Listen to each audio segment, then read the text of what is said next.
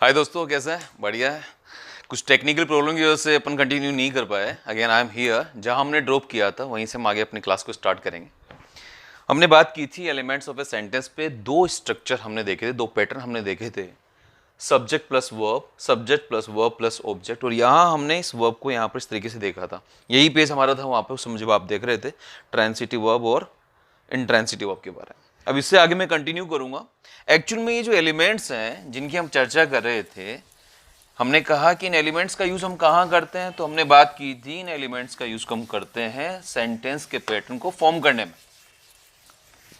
जो सेंटेंस हम बनाते हैं उन सेंटेंस में हम शब्दों का इस्तेमाल करते हैं और शब्दों को एक ऑर्डर में, एक सीक्वेंस में हम लिखते हैं। और जो सीक्वेंस हम यूज कर रहे होते हैं उस सीक्वेंस को बनाने के लिए इन एलिमेंट्स के यूज किया जाता है। तो आगे हम चर्चा करें, इनको देखते हैं एक बार अपन। दो पैटर्न हमने देखे हैं, वो दो पैटर्न बने थे हमारे ये सामने, हमने लिख ही लिए हैं। आगे मैं चर्चा करूं, लुक एट कि मैंने जो आपसे प्रश्न किया था कि मिनिमम एलिमेंट्स कितने हैं, तो मिनिमम एलिमेंट्स हमारे सामने जो निकल के आए वो निकल के आए दो। कौन कौन से थे? Subject plus verb. यहां हमारी कंडीशन क्या थी? ये वाला जो पैटर्न आपके सामने नजर आ रहा है वही पैटर्न है, मतलब ये वर्ब थी हमारी इंट्रांसिटिव वर्ब। अब आगे हम चलते हैं और फिर देखने की कोशिश करते हैं। अगर मैं एक और एग्जांपल आपके सामने रख रहा हूं और उस एग्जांपल के बाद I just want to ask you कि आप बताएं कि सेंटेंस का पैटर्न क्या हो सकता है। आप अपने हिसाब से गेस करने की कोशिश करें जैसा आप जानते हैं। लाइक एक सिंपल सा एक सेंटेंस है, मैंने कहा like if I ask you who am I, मैं कौन हूं, तो आप क्या कहेंगे? आपके पास एक सेंटेंस होगा और आप कहेंगे sir you are a teacher. चला, ठीक है। यही बात अगर मैं अपने लिए कह रहा हूं तो ये यू जो है इसको हमने किस में बदल देना है? आई। जब मैं खुद अपने बारे में बात कर रहा हूं, आर की जगह हमने क्या यूज किया? एम। और इसके बाद आई एम अ टीचर। चलो ठीक है, ये तो बात तब हुई कि जब आप डायरेक्ट मुझे कह रहे थे, तब आपने सेंटेंस कहा यू आर अ टीचर। जब यही बात मैं अपने लिए कह रहा हूं तो सेंटेंस हुआ आई एम ए टीचर। मान के चलिए कोई दूसरा व्यक्ति मेरे लिए इस तरीके से कह रहा है, मुझे इंट्रोड्यूस कर रहा है, तो वो क्या कहेगा? He is a teacher. चलें ठीक है। अगेन मैंने इसको देखा होगा आपने कि मैंने इसे पार्टीशन कर दिया है। अब यहां हम इसको जज करने वाले हैं कि ये जो भी हैं एलिमेंट्स वो क्या क्या एलिमेंट्स हैं। नो डाउट कि आप सबको पता है कि पहला जो एलिमेंट है वो सब्जेक्ट है। नेक्स्ट सेकंड जो एलिमेंट आपको नजर आ रहा है आर एम इज, क्या है ये? ओके चलो देखें कि आप में से ज्यादातर लोगों को क्या लगता है कि इज एम आर ये है helping verb. No doubt is am are helping verb है, लेकिन अगर हम बात करें इस सेंटेंस में इज एम आर का क्या रोल है, तो आपको देखना होगा और समझना भी होगा कि जनरली आपको पता है कि हेल्पिंग वर्ब आप किसे कहते हैं। एक सिंपल से एक समझाने की कोशिश करता हूँ। हेल्पिंग वर्ब वह वर्ब होती है जो किसके साथ में यूज होती है? मेन वर्ब के साथ में यूज होती है। Helping verb is use with man verb. Helping verb helps man verb. Helping verb supports man verb, तभी इसका नाम पड़ा है हेल्पिंग वर्ब। अब हेल्पिंग वर्ब के बाद में मेन वर्ब नजर आनी चाहिए, लेकिन आप देख रहे हैं कि यहां तो मेन वर्ब है ही नहीं। यहां क्या है? यहां लिखा हुआ a teacher and that is not a verb, और ये तो वर्ब नहीं। ठीक है, तो पहली चीज तो क्लियर करते हैं। आपने सोचा कि हेल्पिंग वर्ब है या नहीं है, यहां पर हमने कर दिया क्वेश्चन मार्क। हेल्पिंग वर्ब के लिए कंडीशन चाहिए कि इसके बाद मेन वर्ब होनी चाहिए, जो नजर नहीं आ रही, तो इट मींस हेल्पिंग वर्ब तो हम इसे यहां पे नहीं कहेंगे। So what do we call, फिर क्या कहने वाले हैं इसको अपन? सो वेट, इसके बाद अगर मैं आपसे जानना चाहूं कि बताओ कि ये जो थर्ड एलिमेंट आपको नजर आ रहा है, हमारे पास तीन सेंटेंस है, एक ही सेंटेंस है, हमने एक सब्स्टिट्यूशन मेथड के हिसाब से हमने फ्रेम किया सेंटेंसेस। बस मैंने सब्जेक्ट चेंज किया, सब्जेक्ट के अकॉर्डिंग वर्ब, ये वर्ब एग्रीमेंट भी होता है। फर्स्ट सेंटेंस में आपने देखा कि अ टीचर, अगर आप इसे सब्जेक्ट कह रहे हैं, इसे आप वर्ब कंसीडर कर रहे हैं, तो ये क्या है? वही जनरल परसेप्शन जो हमारे माइंड में सेट होता है, तो हम सोचते हैं कि ये क्या होना चाहिए? ऑब्जेक्ट होना चाहिए। अब यहीं पर मैंने कहा था पहली क्लास में कि भैया वर्ब के बाद में जो आना है वो कौन डिसाइड करेगा? वो खुद वर्ब डिसाइड करेगी। सो राइट नाउ लेट्स सी, हम बात करें ये ऑब्जेक्ट नहीं है और यहां पर ये इजमार है, हम उसको हेल्पिंग वर्ब भी नहीं कहेंगे। So what do we call, फिर क्या कहेंगे? सो लेट्स सी, ग्रामर में इसके लिए हमने नाम यूज किया लिंकिंग वर्ब। क्या कहते हैं इसको अपन? Linking verb. इसको दूसरे नाम से भी कहते हैं, कोपुला भी इसे कहा जाता है। लिटरेचर अगर जब हम डिस्कस करते हैं, डिटेल में जाके पढ़ने की कोशिश करते हैं, फिलहाल हम इसके लिए एक वर्ड यूज कर रहे हैं, एक टाइटल यूज कर रहे हैं इज़मार वर्ब के लिए, लिंकिंग वर्ब। आपको पता होना चाहिए जो इज़मार है वो किस वर्ब की फॉर्म है, वो वर्ब है बी वर्ब। प्रेजेंट में इसके लिए जो हम फॉर्म यूज कर रहे होते हैं वो यूज करते हैं is am are.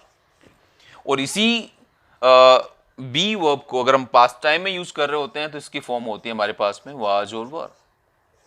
So now you remember कि इज़मार वाज वर के बाद यदि मेन वर्ब नजर नहीं आ रहा है देन हम उसे लिंकिंग वर्ब कंसीडर करेंगे।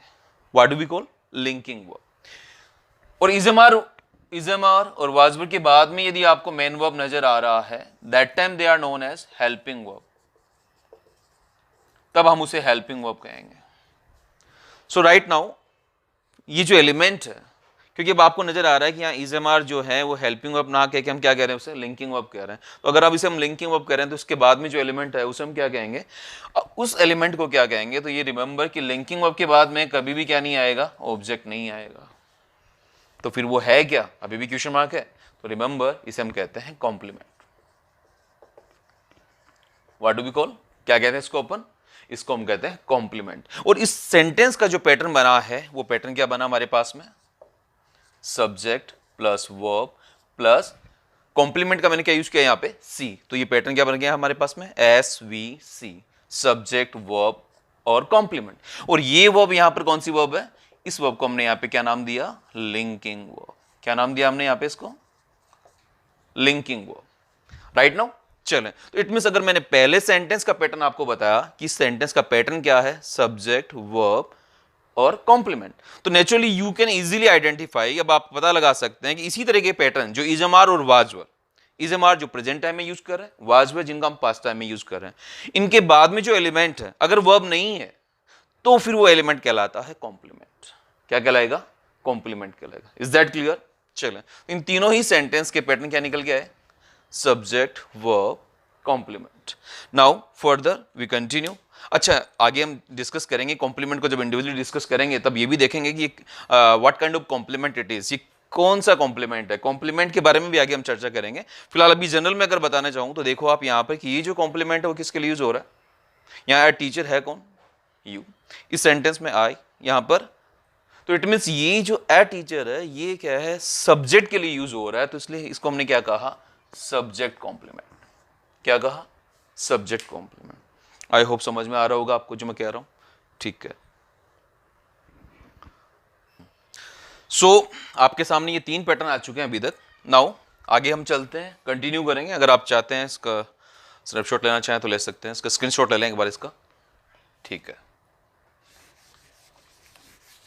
और ये वो पहला पैटर्न है जब हम अंग्रेजी सीखना स्टार्ट करते हैं स्कूल के अंदर, तो एक्चुअल में देखा जाए तो आपको चीज़ें पूछी जाती हैं, टीचर आपसे कंसल्ट करता है, कोई भी चीज़ दिखा करके पूछ लेता है what is this and you reply, तो उसमें जो चीज़ निकल के आती है वो यही पैटर्न है, सब्जेक्ट वर्ब कॉम्प्लीमेंट वाले पैटर्न को आप यूज़ करते हैं जनरली।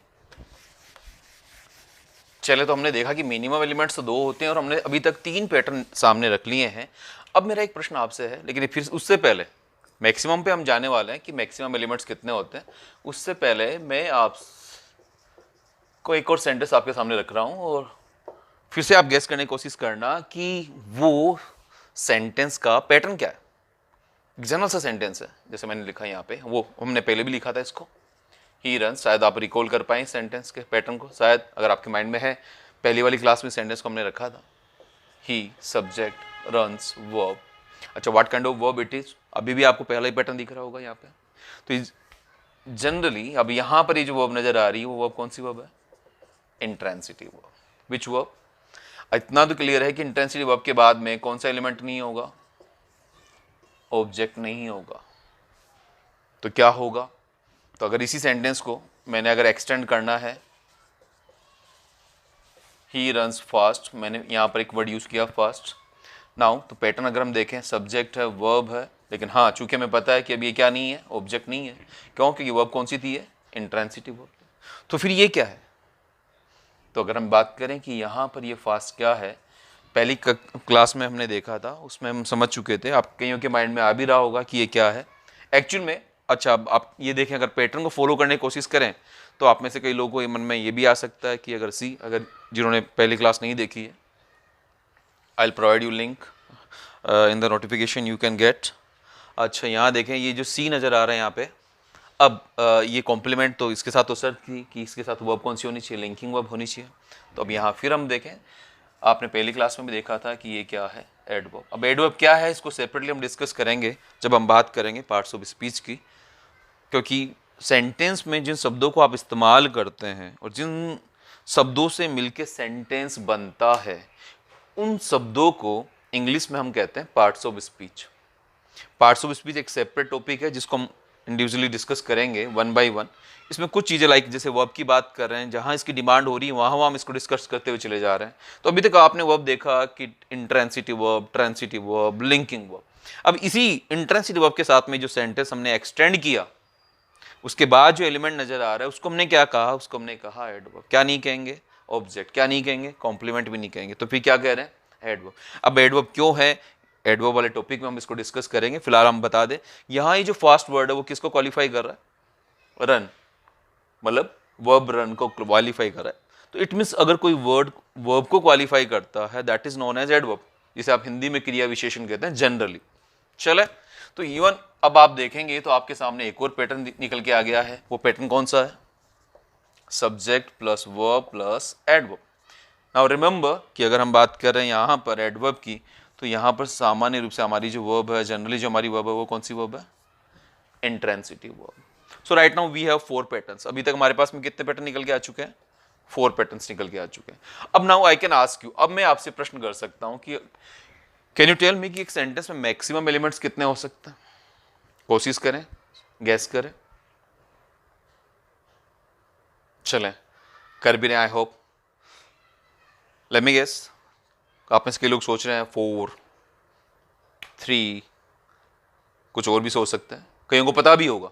चलो फिलहाल देखते हैं कि आपके स्मार्टनेस आपके सामने है। इवन मैं बता चुका हूं कि मैक्सिमम कितने हैं। अगर इन्हीं पैटर्न को आप ध्यान से देखने की कोशिश करेंगे तो आपको मैक्सिमम एलिमेंट्स का जो आंसर वो मिल पाएगा।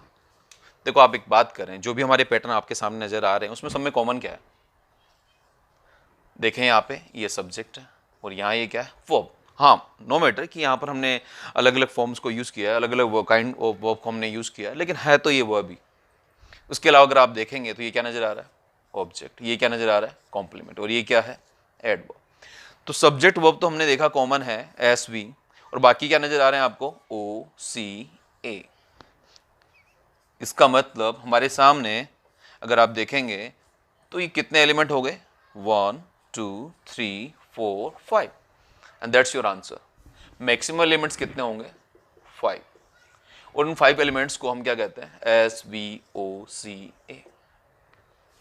अच्छा, इसी को अगर हम बात करें, इसी टॉपिक को एक्चुअल में अगर आप देखेंगे, अगर आप आरपीएससी वगैरह की तैयारी कर रहे हैं, टीचर्स वगैरह की भी तैयारी कर रहे हैं, तो इसका, और इवन आपने जैसे अब फर्स्ट ईयर का एग्ज़ाम देते हैं तो उसमें भी आपके कंपल्सरी पेपर होता है इंग्लिश का।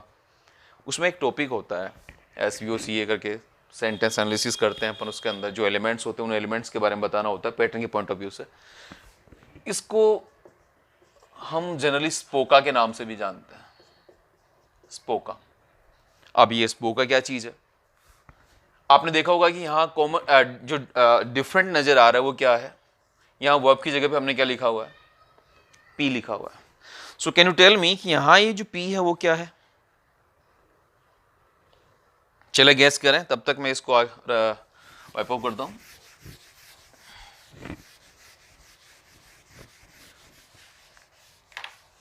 चले, कर लिया होगा आपने गैस। सो देखिए, कंटिन्यू करें इसको, लेट्स सी। अच्छा, अब सेंटेंस के बारे में आप डेफिनेशन देते हैं तो सेंटेंस क्या होता है, sentence is a group of words which has complete sense. वाक्य शब्दों का वह समूह है जिसका एक पूर्ण अर्थ भी होता है, एक निश्चित अर्थ भी होता है।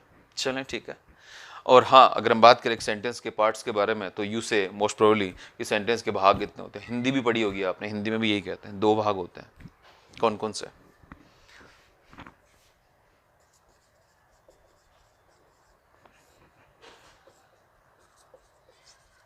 सब्जेक्ट और प्रेडिकेट। इसी सब्जेक्ट को हिंदी में आप कहते हैं उद्देश्य, और प्रेडिकेट को आप क्या कहते हैं, विधेय।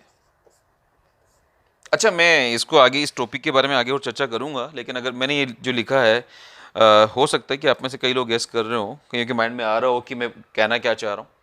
अच्छा, कईयों के माइंड में ये भी आ रहा होगा कि जैसे आपने यहाँ प्रेडिकेट देखा होगा, तो प्रेडिकेट के देखते आपके माइंड में आ रहा होगा ये जो पी है शायद हो सकता है कि ये प्रेडिकेट हो। सो आई टेल यू, इससे हम प्रेडिकेट तो नहीं कहेंगे, क्योंकि प्रेडिकेट की अगर हम बात करेंगे तो प्रेडिकेट ये पूरा होगा। फर्दर जब हम इसको डिटेल में डिस्कस करेंगे तो आपको समझ में आएगा। तो फिर ये है क्या, है तो पी, ये प्रेडिकेट का ही पार्ट है पी, लेकिन ये यूज किया गया है किसकी जगह पे, वर्ब की जगह पे। इसको एक्चुअल में कहा जाता है predicate. It's integrated part of predicate, it's a compulsory part of a predicate. Verb जो होता है प्रेडिकेट का कंपल्सरी एलिमेंट होता है, यानी कि हम कह सकते हैं कि आपका जो प्रेडिकेट जो है वो कहाँ से स्टार्ट होता है, वर्ब से स्टार्ट होता है। तो टोटल मैक्सिमम एलिमेंट्स जो आपके 5 हैं, उसमें सब्जेक्ट के अलावा बाकी जो 4 एलिमेंट्स हैं वो सारे किस में होते हैं,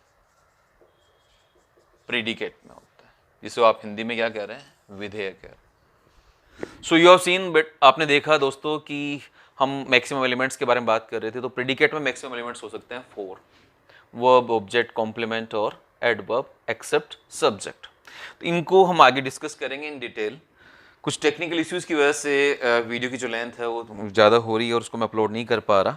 अब आपको पता ही है, वैसे भी लॉकडाउन चल रहा है, तो थोड़ा सा मैं इस पर I am just working on it कि मैं इसे कवर कर पाऊँ, और उसके बाद में मैं आपके सामने फिर हाजिर हूँगा नेक्स्ट वीडियो के अंदर। तब तक गुड बाय।